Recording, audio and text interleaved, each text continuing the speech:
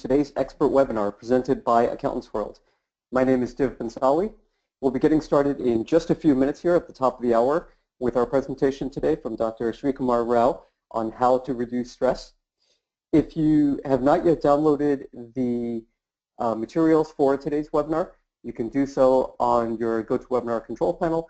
Simply go to the Handouts tab and you'll see a PDF there of his presentation. We will be back in just a couple minutes to get started. Thank you. My name is Div Bensali. I'm a Vice President of Marketing at AccountantsWorld. And AccountantsWorld is proud to present today the latest in our expert webinar series installment. Today's is How to Reduce Stress by Dr. Srikumar Rao from the Rao Institute. A couple of quick words before we turn it over to Dr. Rao. Again, thank you for joining us today. If you haven't already downloaded the materials, you can do so from the GoToWebinar panel. Go under Handouts and you'll see a PDF there for how to reduce stress.pdf, and you can follow along with Dr. Rao as he goes through his presentation. A couple of other tips for using GoToWebinar if you haven't used it recently or ever. To expand or hide the GoToWebinar control panel, you simply use the orange arrow up in the top left. To select your audio options, click open the audio tab, expand that, and then you can select either telephone or computer speakers. If you select telephone, you'll be provided with a dial-in number and an access code to be able to listen along on your phone. If you have any questions during the webinar, Dr. Rao will be sticking around for a few minutes afterwards, after his presentation, to answer any questions that may come up. So feel free to submit those under the Questions tab. Make sure to click Send when you type in your question. And as I mentioned before, if you haven't yet downloaded today's handouts, you can find that under the Handouts section. Today's webinar is eligible for one free CP credit. That CP credit is conditional on active webinar participation. That means attending the live webinar for no less than 50 minutes. It means responding to all 3 of the poll questions or more during the webinar. And then you'll receive a post-webinar survey. You can see it as soon as you close out of the webinar at the end. Or if you don't see it at that time, don't worry, you'll get an email link to it from AccountantsWorld. So make sure you submit that survey within 24 hours after the webinar is ended. If you fill out that survey as soon as the webinar ends, you don't need to fill it out from the email link. It's already done and you'll be accounted for. So we have, today is the 4th to last expert webinar in the 2016 series. After Dr. Rao today, we have Brian Tankersley coming up on Wednesday, November 2nd. That's in 2 weeks. He'll be presenting at 3 p.m. Eastern, not 2 p.m., 3 p.m. Eastern on accounting firm tech and management trends. I actually just heard Brian speak a few weeks ago at a CPA show in North Carolina, and his knowledge of what's happening in accounting tech is unbelievable. So strongly encourage you to attend. If there are other people in your firm who you think could benefit from that, have them go to accountantsworld.com, scroll about halfway down the homepage, and they'll see a section for registering for the expert webinar series, and you'll be able to sign up for Brian's upcoming webinar. After that, we have Joel Sinkin on November 15th, and then rounding out the year, Rick Telberg from CPA Trendlines on December 8th. A brief word about our sponsor, AccountantsWorld. AccountantsWorld is the recognized pioneer in cloud computing solutions for accountants. We like to say that we've been doing cloud computing for accountants for longer than the term cloud computing has existed. We've actually been doing it for 15 years now.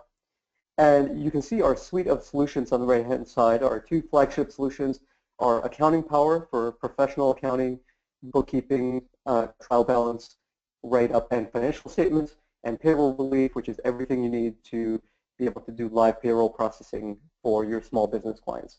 We also offer solutions for document management, client portals, practice management, a website builder, after-the-fact payroll, and much more. All of these solutions are fully integrated with one another, and they are all built for the cloud from the ground up. And what that offers is an unprecedented level of integration and collaboration with your clients. The results that you can see from this is better control over your core services, particularly accounting and payroll, the ability to work much more collaboratively with your clients, and higher profits in fewer hours. If you'd like to learn more about what AccountantsWorld can deliver to you in terms of accounting, payroll, or our other solutions, I encourage you to please visit accountantsworld.com and you'll see sign-ups for our accounting and payroll webinars, as well as information about all of our award-winning solutions. Before I turn it over to Dr. Rao, a brief word about him. He is the founder of the Rao Institute. He's the author of that book that you see on the left there, Happiness at Work. Dr. Rao has been a consultant to countless multinational corporations and organizations. And Dr. Rao holds a PhD in marketing from the Graduate School of Business at Columbia University. So it's my pleasure to present Dr. Rao.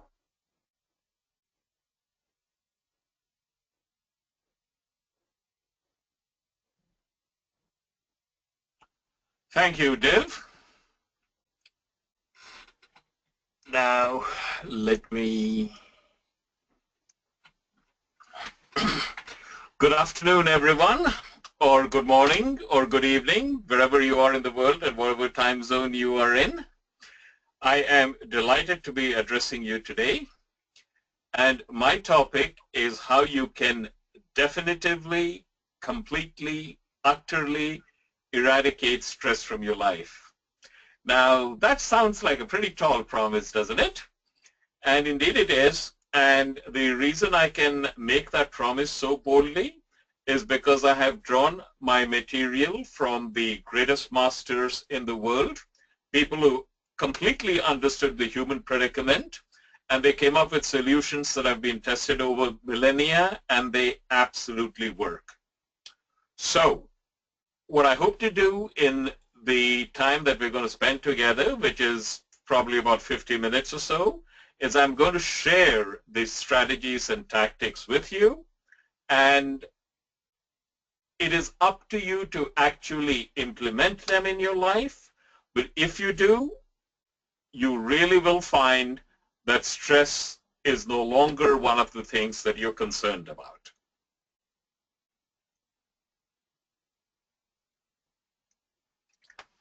How's that for a start? This is actually something that came across my way on the internet, and it kind of struck me as funny, so I thought I'd share that with you. And for some people, it actually does work. Getting more serious now, more persons report that there is more stress in their life now than ever before. I want to take you back to about 3 decades, or maybe a little bit more, in the mid-70s. And I was working at a econometric consulting firm called DRI. And one of the things that DRI did was make prognostications about the future. And one of the reports that I came across was there is increasing computerization of all kinds of activities. At that time, DRI was very big in computerizing analytics of all kinds. So the big problem we thought we would have is people are going to have so much leisure, they won't know what to do with it. Let's simply say that was not a particularly accurate prediction.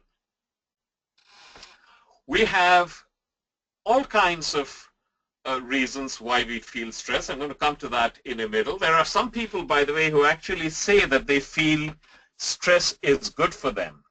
In particular, journalists on deadline say every time I have a deadline, I produce work and it's better.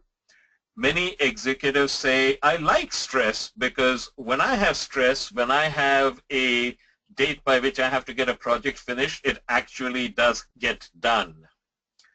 That's not the kind of stress I'm talking about. The stress I'm talking about is the feeling of overwhelm that many of us have, the feeling that life is slipping out of control and you are somehow balancing on a ball and that ball is rolling and you're not sure how much longer you can remain on that ball without falling off.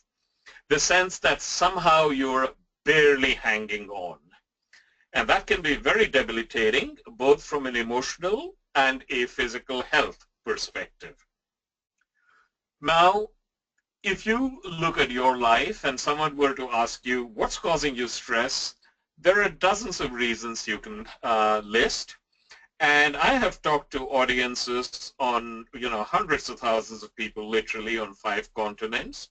And in general, while the causes of stress are manifold, there are 6 major factors into which most of them can be subsumed. These factors are, first of all, financial. You feel that you don't have enough money, that you are just getting by. You feel fear at the thought that you might run out, that you would not be able to support yourself in the lifestyle to which you've become accustomed as you retire. There is fear that those close to you will not be able to do the same. So in one sense or the other, either for you or your loved ones, you feel, hey, we are not sufficiently secure financially. So that is a very big cause of stress. And it's there in developed countries, it's there in developing countries. In fact, it's pretty near universal. The second major reason persons feel stress is because of relationships. Most often, this is with your partner or spouse, but it could be with others, could be with children, could be with relatives, could be with parents, could be with siblings, could be with your boss, could be with work colleagues, could be subordinates. In some sense or the other, you feel that the relationship is not where you would like it to be. And far from being energized in your relationships, you actually feel drained and you feel a sense of where is this going and I'm not happy with where it is. The third major source of stress is children. Now children, we all love children, we look forward to having children, and children are supposed to bring joy. And yes, children do bring joy, but they also bring more than their share of concern. I have persons taking my program whose children are in various kinds of scrapes, and it's everything from controlled substance addiction to not doing well at school to taking an inappropriate career choice, all kinds of things. In your head, you want your children to do well, you want happy, but either they make life choices or things happen to them as a result of which they're not, and that tears you apart. So children are a source of joy, but they can also be a source of stress. And then let's not forget career. You have in your head a notion of this is where I would like to be. If you're an entrepreneur and running your business, and most accountants are entrepreneurs, regardless of whether or not they see themselves in that way, you want your business to flourish, you want revenues to be at a particular point, you want your customers to love you and recommend you to others, and all kinds of expectations. And sometimes they're met and sometimes they're not. And you frequently feel, I am not where I would like to be. And the more you feel that there is a gap between where you would like to be and where you are, the more you experience a discordant note, and that contributes to the stress you have in your life. And then there is health. And sometimes it's correlated. Stress can have an adverse relationship on your health. And when your health is not where you would like it to be, that can increase your stress level as well. And I have had persons taking my program who have things like cancer, leukemia, various kinds of arthritic problems, and they are not where they would like to be. Or if they are where they would like to be, there is a close family member who is not. There are spouses who are afflicted, children who are not healthy, and accumulation of all of this contributes to more stress in their life. And last, How many of you feel there is too much to do and not enough time to do it all? This is pretty near universal. I'm willing to bet that a significant number of you who are listening to this program get up in the morning and the first place you go to is, oh my God, there is so much to do and I'll never find enough time to do it all. I have a number of persons who swear that somehow or other to-do lists have a life of their own, and items that they scratch out mysteriously make their way back into that list.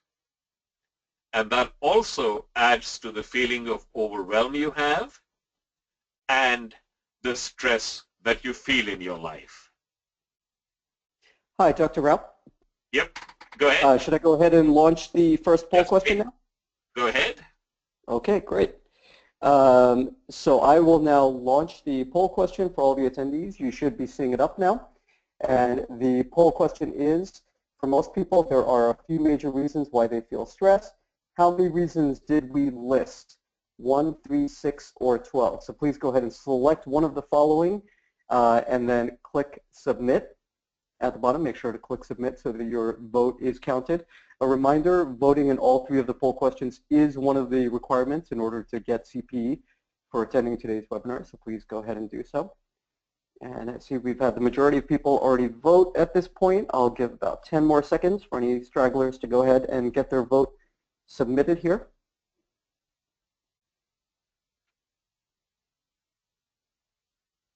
Okay, going once, going twice, and there we go.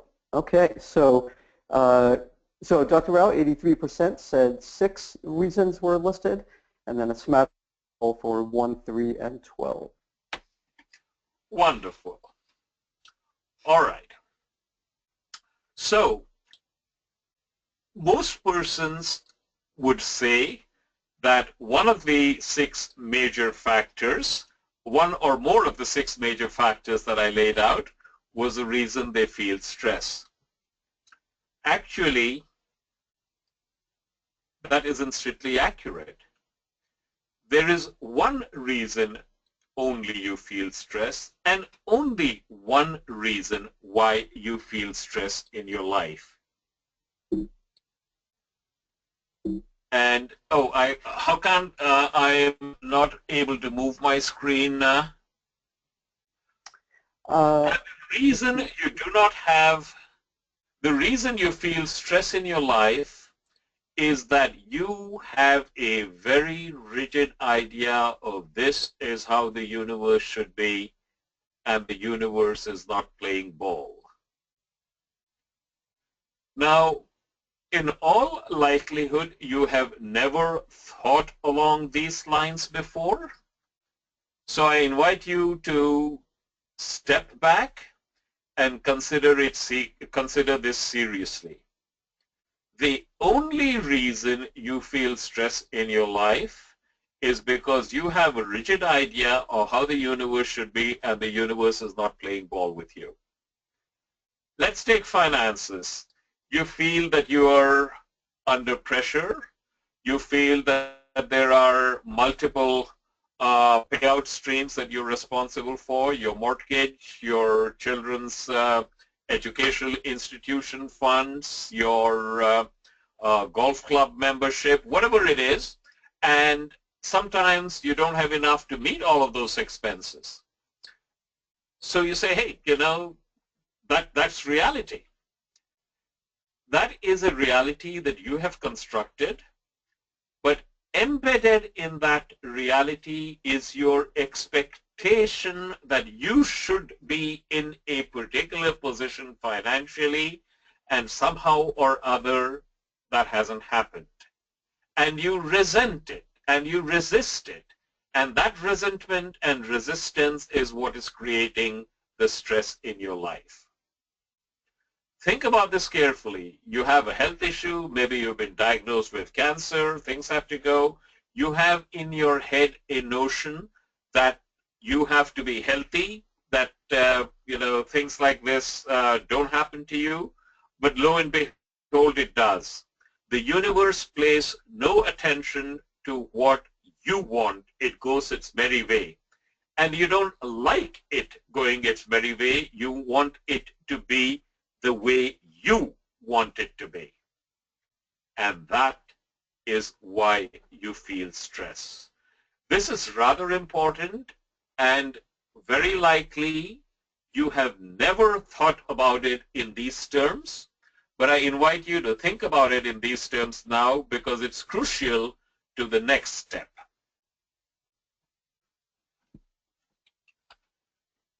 Your entire life has been an endless quest to control your environment. Now, once again, you probably have not thought of your life in that way, but I invite you to think about it. Do you want to build up your business? Are you working hard to get clients? Are you providing or trying to provide outstanding customer service? Sure you are. And the reason you're doing that is because in your head you have a model that if you do that, certain other things will happen that you very greatly desire. You'll have a very good reputation in the business. You're in the industry. Your business is going to increase. Your revenues are going to increase, and that's going to be good for your bottom line. Your financial stress is going to be moderated. All of this, if you think about it, is a method or an attempt to control the outcome. You want to control your environment, and in your head you've got a model of this is how I want to do it. If you want to build up your business, then obviously you've got to deliver great customer service. You've got to have your customers refer you to their friends or other persons who can make use of your services. If you health is a concern, what you want to do is eat sensibly, work out regularly, make sure that you get adequate sleep. Why are you doing all of this? You're doing all of this because you have a model that if I do all of this, I will be healthy, and if you're healthy, other things will happen. So once again, it is a means, your method to have control. Everything that you do in life, not some of the time, most of the time, everything that you do is basically a form of trying to have control over your environment. We are all control freaks, whether we recognize it or not. Here is a very painful truth that I'd like to share with you. It is a painful truth when you first absorb it, but it's also highly liberating, and I'll get to that. You do not have control. You never had control. You never will have control. Let me repeat that. You do not have control. You never had control. You never will have control. Control is a myth, an illusion. What you have is the illusion of control. Let me repeat that. What you have is the illusion of control. And the illusion of control is, you know, here's what I want to accomplish, and if I come up with a sound plan, and if I execute well in my sound plan, I will achieve my outcome. That's the model. The illusion of control comes in because that's a model you've had for a long time, and many times in your life it has worked. You've actually set a goal for yourself. You've actually done things which you thought would get you to your goal, and it worked. And that's wonderful. And this has happened often enough to you and the persons around you that you think that you can do it. In reality, you were lucky. What your success has given you is the notion that, yes, you can control the outcome. That's what I call the illusion of control. And the illusion of control, by the way, is not a bad thing. It's not a bad thing because that is what enables you to get up in the morning, set goals for yourself, take activities, accomplish, grow, meet your goals, and it's really nice. The problem is that some of the time the illusion breaks down and you do everything right and it just doesn't work out. And we see instances of that all the time. For example, there was a good friend of one of the participants in my program who was working very hard, and he decided it was time to have a family vacation. And he sent his wife and children off and said, why don't you go off and I'm going to join you in a couple of days. And he saw them off at the airport and he was going to join them shortly. Unfortunately, the plane he put them on was the Malaysian Airlines jetliner, which vanished. You have seen instances like this, perhaps not quite as dramatic, but similar in your life and the life of everyone around you. Life intrudes, and sometimes the best laid plans come gang after glee very, very, very rapidly. That's what I mean when I say you don't have control, you have the illusion of control. If you think you have control and then all of a sudden you're brought face to face with the fact that you don't have control, you fall apart.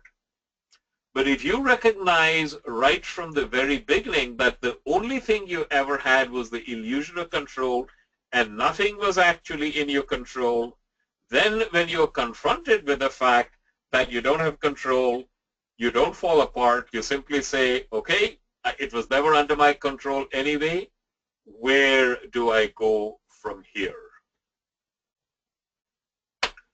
I was reading a novel the other day, and it had a very, very interesting plot. So it went basically something like this. There was a king and a queen, and they were very autocratic and dictatorial and not liked by a substantial part of the population. So one day when the king and queen were visiting, scheduled to visit an outlying region in their country, a group of dissidents decided that they would assassinate the king and queen.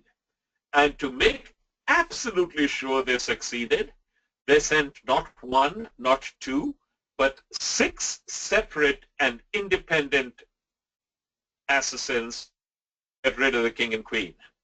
And they were all lined up sequentially along the road where the motorcade of the king and queen was supposed to pass. So the king and queen came in the motorcade, and for some reason not entirely clear, the first 2 assassins missed. They never did anything. Possibly it was a case of fear at the last minute. The 3rd assassin threw a bomb. And the king and queen were in an open car, and the bomb hit the folded down roof and bounced. And it fell under the car behind the king and queen, which were carrying their bodyguards, and exploded.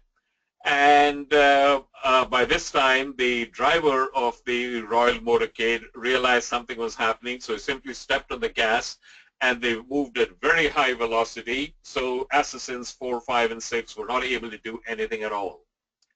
So the king and queen went off to the town hall, where they were very, very angry at the mayor for the law and order situation that was obviously unsatisfactory. And there was a heated altercation. And then they decided that they were going to scrap all of the official functions and go right back to the capital. They decided that they would make only one stop, and the one stop they would make is they would go to the hospital where the wounded from the earlier bomb attack were being treated, and then they'd go back to the capital. So that's what they decided and they set out to do. Unfortunately, The governor of the city forgot to tell the driver that the plans had changed. So he started off on the original motorcade, and when the governor saw, he was in the car with the king and queen, and when he saw this was what was happening, he said, no, that's not where we're going to go. We have to go to the hospital. So the driver stopped the car, and he was reversing so he could change direction. And it so happened that assassin number 5 from the group of 6 who had been sent was in a coffee shop, and he saw the royal car stop right before him, and he rushed out and he fired twice. He only had time to get 2 shots off, and he hit the king in the neck and the queen in the stomach, and then he was overpowered by the guard. And unfortunately for the royal couple, the shots were fatal, and both the king and the queen died within minutes. So look at the number of things that are in this story. First of all, the assassins originally thought they had control, and they didn't. The king and queen thought they had control because they escaped the first assassination plot, and then they decided the way to be safe is to simply go back, and it's okay to visit the hospital because it's unscheduled, so nobody knows we're going to be there. The 5th assassin had only time to fire 2 shots. They didn't know whether he'd get them or not, but eventually it's turned out that the king and queen died. Now that's a wonderful story, right? Points out how things are not under our control. Actually, that's not a story. That actually happened. The king was Archduke Ferdinand. The queen was Queen Sophie. The 5th assassin was Gabriello Princip. He did in fact succeed in assassinating both Ferdinand and Sophie, and that gave us the First World War.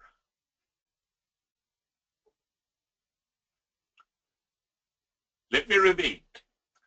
Things carrying out of your control, both on a global scale and in your personal life. You're always trying to get control. You do not have control. You never had control. You never will have control. That's the nature of life. In your attempt to have control, in your belief that you have control, when you find that things are not working out the way you do, you come unstuck. That is the cause of all of the stress you feel in your life. The good news is there is a way around it. In fact, there are many ways around it, and I'm going to share them with you right now. The first thing you have to be aware of. Yep. Dr. Rao, should I go ahead and launch the Yes. second poll question? Go ahead, do that. Okay. Great. So attendees, you should be seeing the second poll question in just a moment here. In front of you, we all like to control events in our life. Which of the following statements is true? There are 3 options there. Please select the one that you believe to be true and then click submit afterwards. And just a reminder, this is our second poll question. Voting in all 3 of the poll questions is required in order to earn CP for attending today's webinar.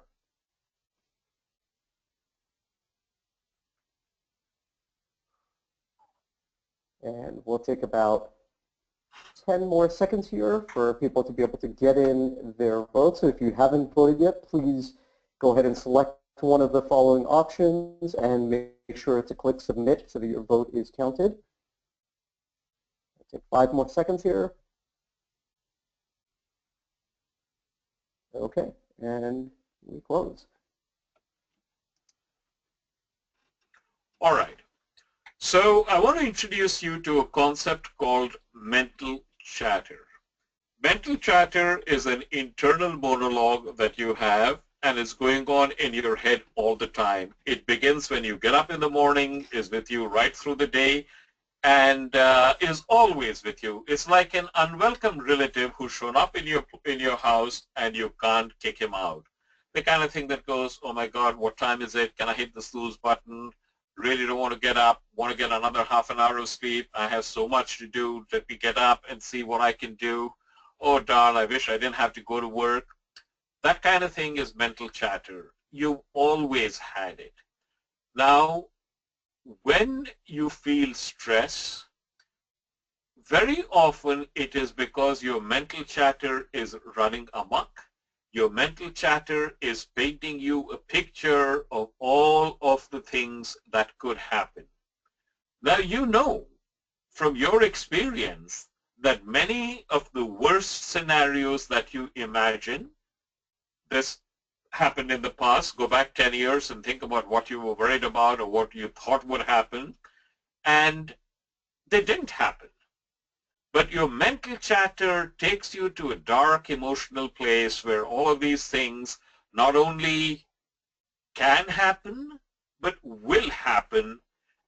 And they haven't happened yet, but the emotional damage of their happening is something that you're experiencing right now. Mark Twain really said it beautifully. He said, I have suffered a great many tragedies in my life, most of which never happened. And that's true for every one of us. And the vehicle by which this happens is mental chatter. So the next time, and mental chatter incidentally is something that you can be aware of. Now that I've pointed it out to you explicitly, in all likelihood you can sit back and say, yes, I do have mental chatter going on in my head. Observe the mental chatter. Don't get carried away by it. Observe it. So the next time fear comes into your life, I just lost a major client, how is my business going to survive? I'm going to go bankrupt, my house is going to be repossessed. Don't get carried away by those feelings. Observe them. And as you observe them, you will recognize that all of these fear thoughts which are causing you stress, they're just thoughts in your head. And thoughts in your head are like the clouds in the sky. Look at the clouds in the sky. There is a particular formation. Just watch them. The winds are going to scatter them, and new clouds are going to come. Clouds come, clouds go.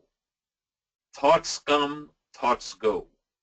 So if you start practicing detaching yourself from the thoughts and becoming the observer of your thoughts, you will find that they no longer have the ability to drag you to dark emotional domains.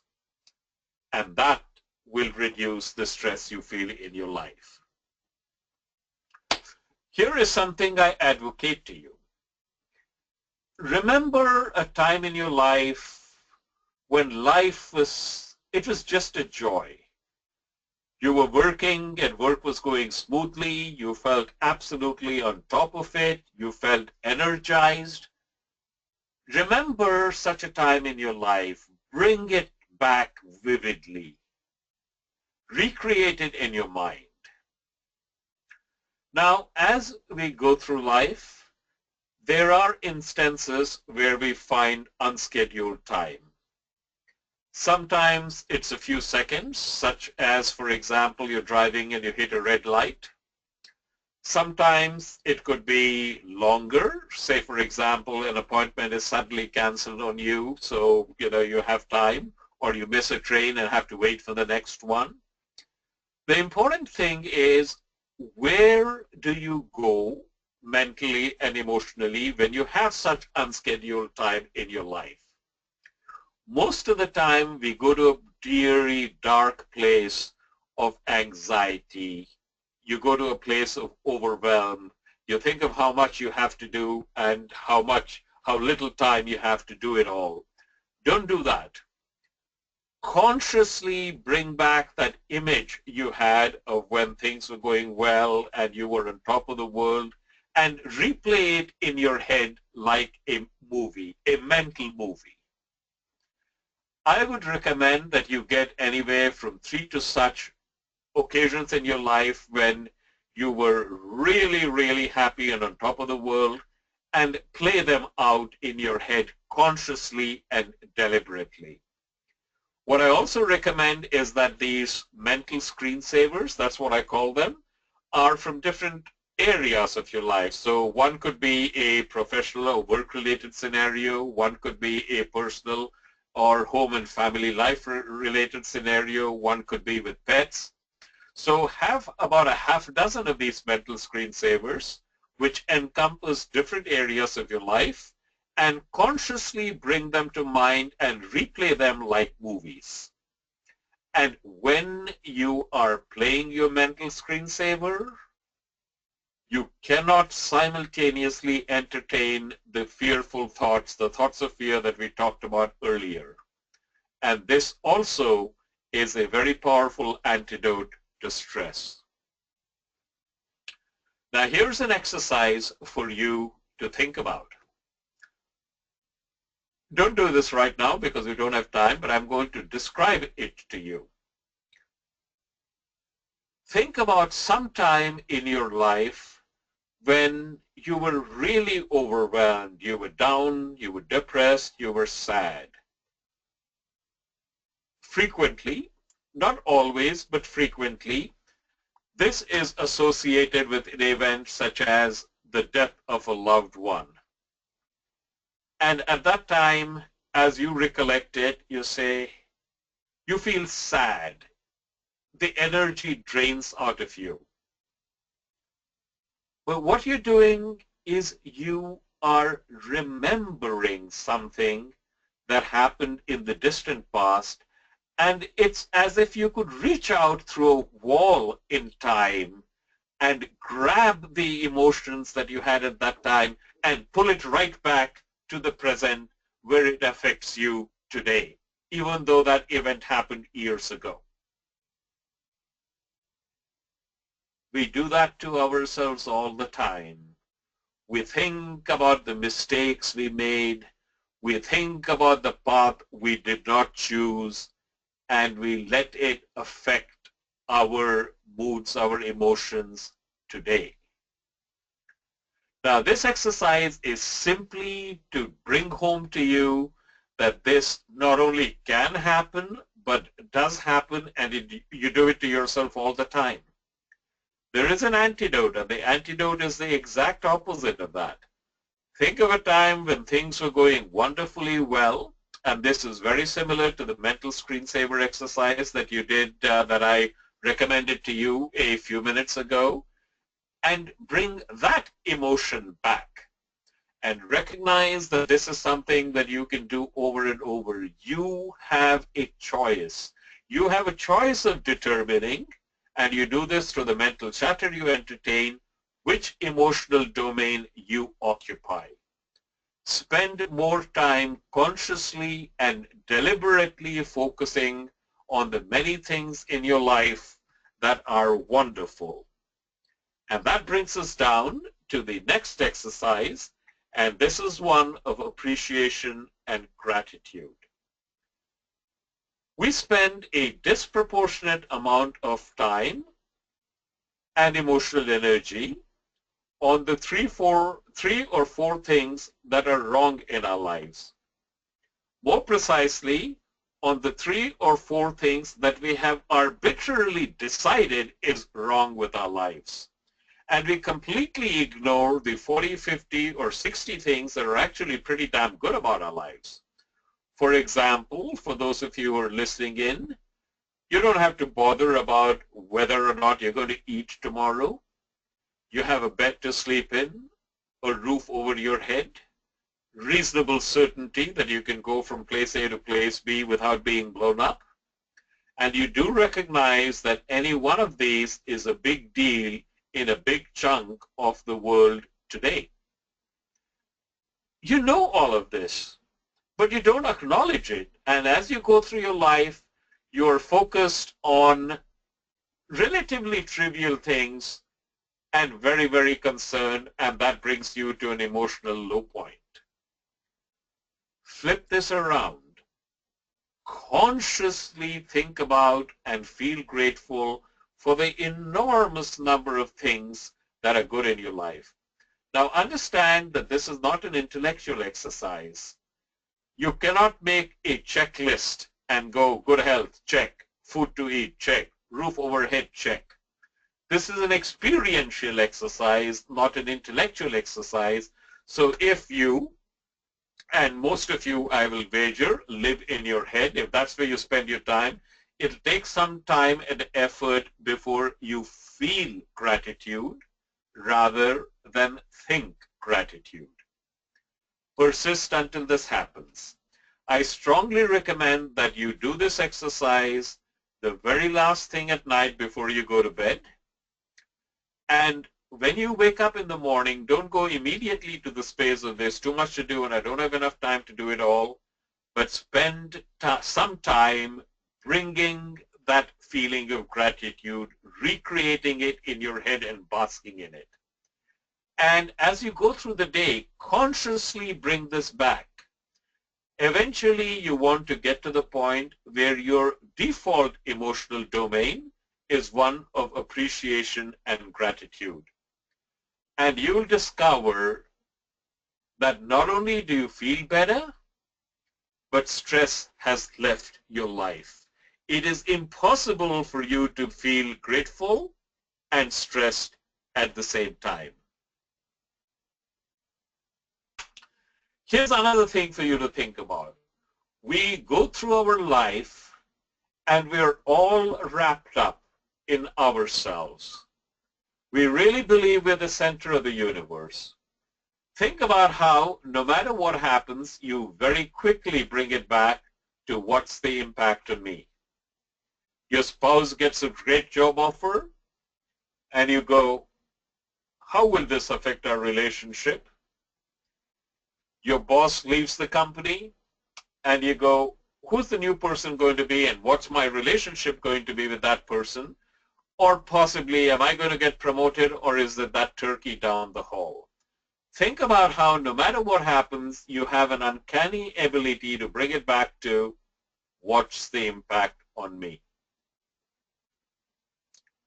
Here's something you have to know about living in a me-centered universe. If that's where you spend the vast majority of your time, you are going to live a mediocre existence punctured by splashes of pleasure, but essentially meaningless. The only way you can get out of that is to find a cause which is bigger than you are, something which brings a greater good to a greater community, and to which you can subsume, if not your whole life, at least a big chunk of it. And a very good way to start discovering your personal cathedral is to go out of your way every day to do something for someone else where there is no concrete, immediate payoff to yourself except the good feeling you get from doing it. Just try it.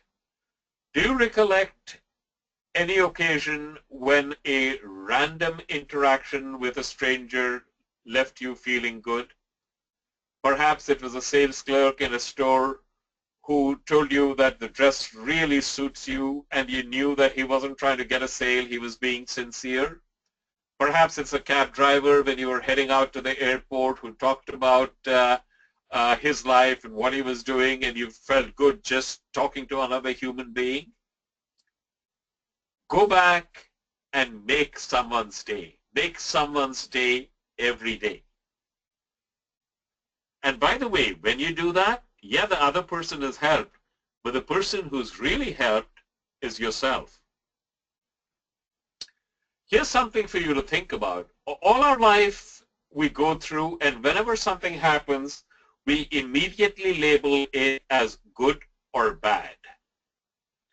Your spouse calls up and says that your in-laws are coming for dinner. This is bad. They may be staying for the weekend. This is really bad. If you examine your life, you'll find that whenever something happens, you don't look at it in a neutral fashion. You immediately in your head label it. This is bad or this is good.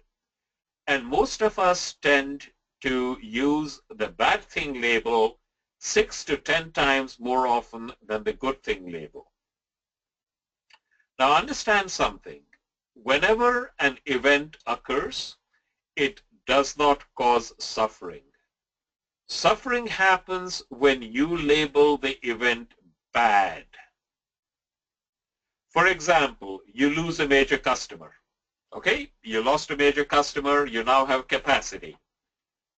But if you go, oh my God, I lost a major customer, this is terrible, my revenues are going to be down, how am I going to meet my mortgage payments, my kid's tuition is due, this is terrible.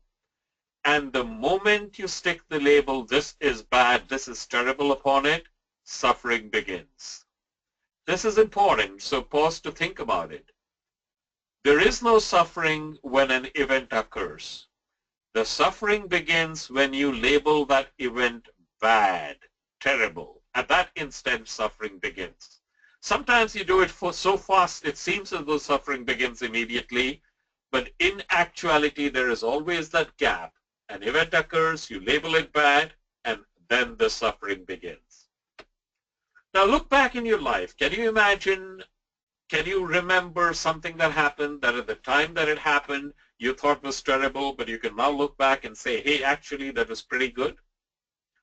I had one of my students, and this was when I was teaching in London Business School, who got a job in the city of London, which is the London equivalent of Wall Street. And when the financial crisis hit, he was fired. And he felt bad about it. But a few months later, the financial crisis got worse and the entire division was laid off. But he was one of the early persons laid off, so he had a very healthy severance. The people laid off later got nothing. So he was actually fortunate to have been laid off when he was. Did something happen in your past that at the time it happened you thought was bad, but you can now look back and say, hey, that was good? Most people can remember several such instances. So if something happened in the past that at the time it happened you thought was bad, but now you can see it was good, is it just possible that maybe what you're about to label bad could in X years turn out to be good?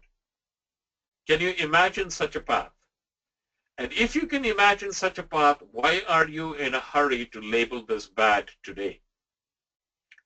And how about going the next step and saying, what is it that I can do? What is it that could be under my control that I can do to actually make it good? And when you do that, all kinds of avenues open up that would not even have occurred to you before. And no matter what happens to you, you will find that this is a wonderful antidote. Outside events will not cause you internal turmoil. Your stress level will go down. Last, mindfulness. Just focus on the present. Focus on whatever activity you are undertaking. Here is something simple for you to do. Anytime you have a sense of overwhelm, just sit down in a comfortable chair, both feet on the ground, spine straight, and take 10 deep, slow breaths. That's it, 10 deep, slow breaths. And this simple act will center you, and once again the feeling of overwhelm will disappear. Very closely related to that is the injunction to invest in the process, not the outcome. As we discussed earlier, you do not have control. You never had control. You never will have control. So goals are important because they set direction. Once the direction has been set, forget about the goal. Think instead, what are the activities that I can undertake in order to achieve my goal? And when you focus completely on the activities, two things happen.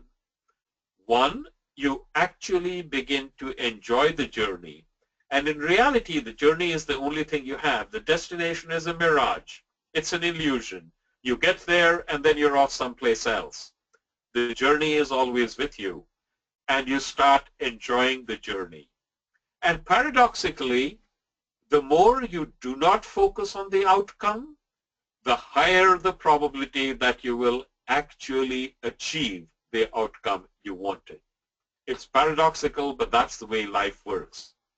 So invest in the process, not the outcome, And when you are not concerned about the outcome, you already recognize you don't have any control. Whatever the outcome happens is fine with you. And guess what? You don't feel stressed. And last but not least, laugh. A hearty chuckle will do wonders for your well-being. I am a huge fan of an author called P.G. Wodehouse. He's a British humorist, and I earnestly believe that if every one of you read at least one novel by P.G. Wodehouse every month, your life would be immensely improved. You don't have to read P.G. Wodehouse, though I do recommend it highly, but find out something that you genuinely enjoy which makes you laugh. And that again is a wonderful antidote to stress. Last but not least, recognize it is a benevolent universe, a universe that is aware of you. Most of us tend to live in a world where here is me and I go out and do my thing, and here is the universe and the universe does its thing, and sometimes it seems as the universe is working with me, sometimes it feels as the universe is working against me, but essentially the universe is indifferent and doesn't care about me. Dr. Rao, I think we need to get our third poll launched here. Okay, please do. Yes, I'll go ahead and launch that right now. Oh, you got it? Okay. So the third poll question is up right now, and that is, which is the best method to reduce stress in your life? And there are 3 options there. And so please select one of the 3 options and click Submit. And again, voting in all 3 of the poll questions is required in order to receive CPE for today's event.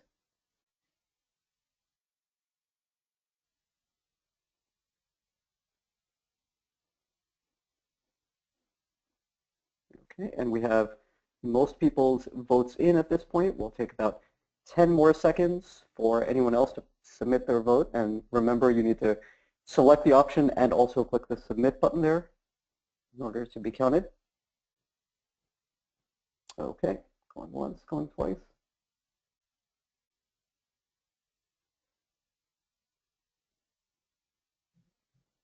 Okay, so Dr. Rao, about 68% of people said focusing on actions under your control. 20% said consistently focus on goals. Okay, fair enough.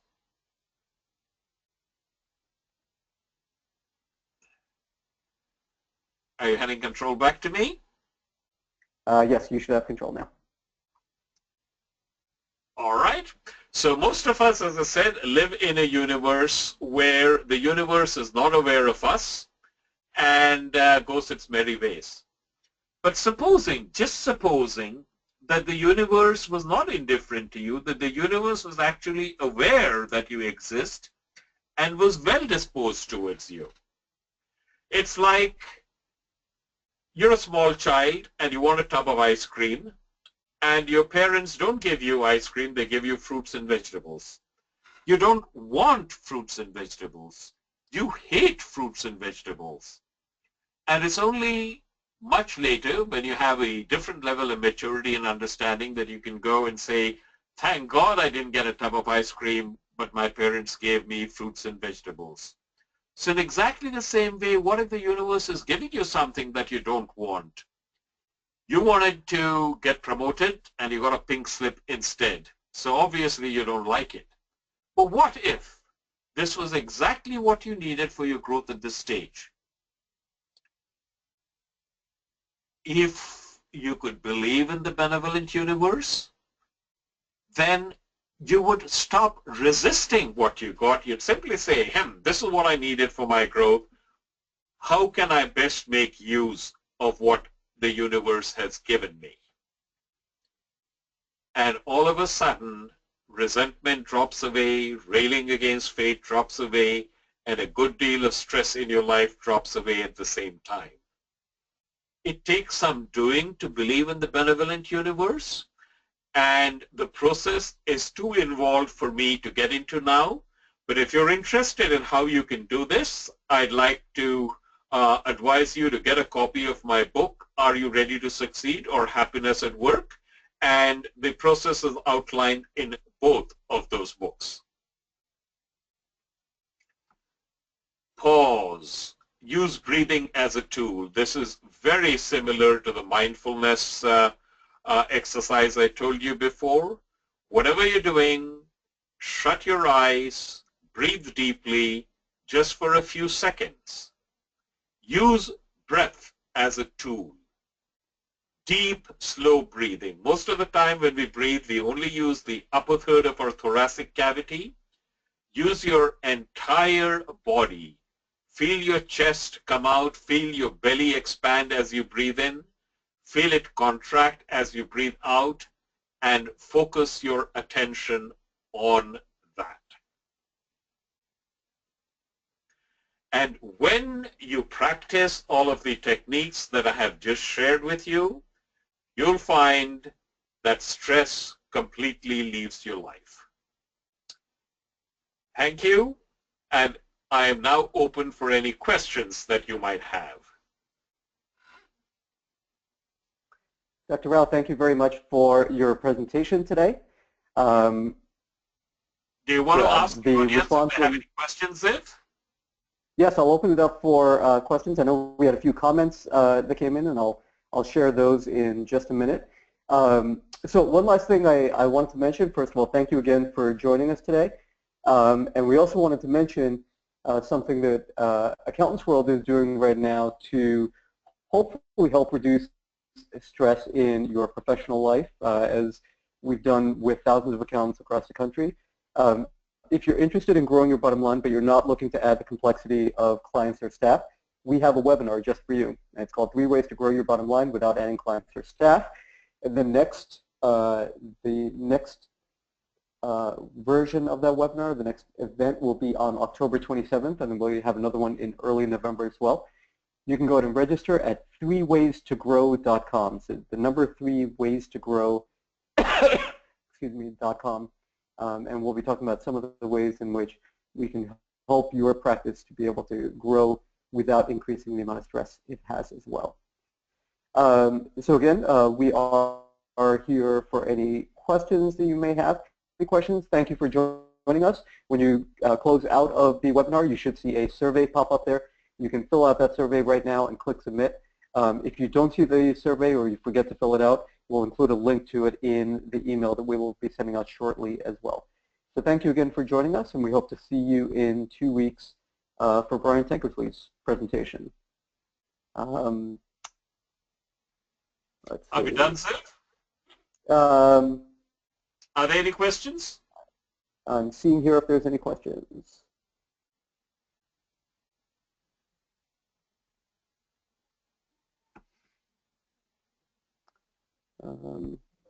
One question from Brian was, do you recommend meditation? Absolutely, yes. There is a wonderful book. By the way, if anybody listening would like to know more about how to go about what I've advocated, they can send in for the syllabus for my program. If they email Janelle, she'll send it to them. In that syllabus is a reading list, and a book that I very strongly recommend is a book called The Art of Meditation by Joel Goldsmith. Okay, and Rudy said, thanks for all you do, Dr. Rao. Let's see if there's any other questions in here.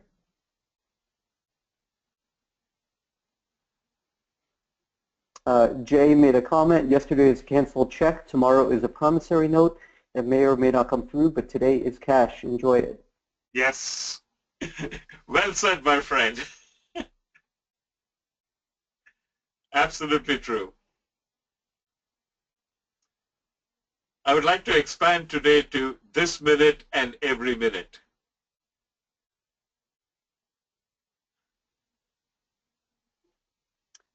Sandra with a comment.